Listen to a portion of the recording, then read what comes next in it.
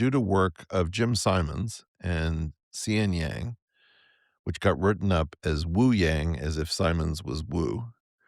Um, we know that underneath the standard model is a classical geometric structure. And we don't talk about the classical differential geometric nature of the standard model.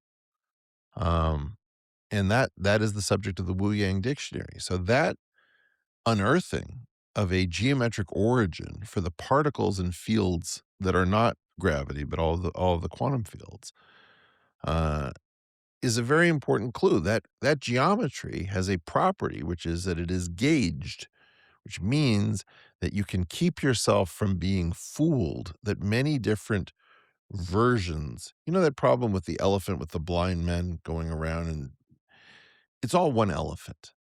And the blind men aren't wandering around the elephant stupidly. They're just staying in one place. So a gauge orbit would be, let's get all of the information from all of these people and decide that it's one elephant and they're just looking at it from different perspectives. So it's kind of a unity of knowledge thing. General relativity can't be gauged. Now, there's a lie that says, well, that it's a type of gauge theory because there's a different kind of symmetry, which has nothing to do with gauging, called general coordinate invariance or diffeomorphism invariance. So we make up a story to pretend that Einstein's theory can be gauged, and it can't. And so now you have this weird question. Why did Ed Witten tell us that the incompatibility between the standard model and general relativity, was that one was fully quantum and the other never quite grew up, and that we had to grow up general relativity? Mm. So general relativity and the standard model have two separate attributes. Einstein could do two things that the standard model cannot.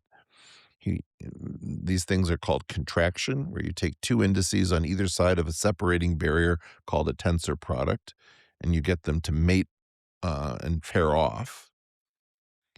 So he contracted the Riemannian curvature to get the Ricci curvature. He contracted that to get scalar curvature. He spun the scalar curvature around 180 degrees, plugged it back into the formula, and got rid of this Weyl curvature. Whatever that operation was, that was the central idea of general relativity.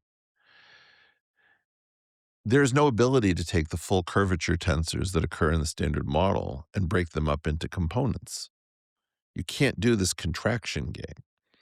And the other thing Einstein had that the standard model didn't is that there's a central reference object called the Levi-Civita connection, and there's no analog for that in the connections that give us photons and W and Z particles and gluons.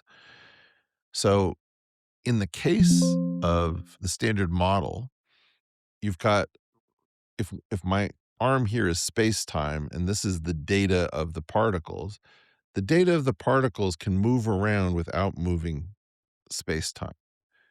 In general relativity, if you think about this as the XY plane, moving the x-axis affects the y-axis, okay?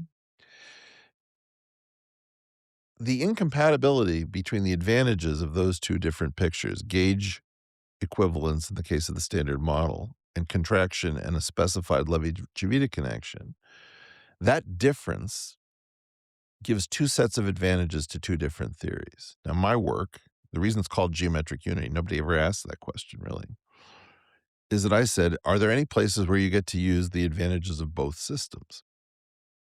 And the answer turns out to be, well, certainly in general it won't work. But for some completely absurdly narrow class of theories, you get all the benefits of both systems. And then you check the particle table of the standard model, and you're exactly in that freak class. Mm. So, like, how can you not devote your life to that fact? I just don't even understand it.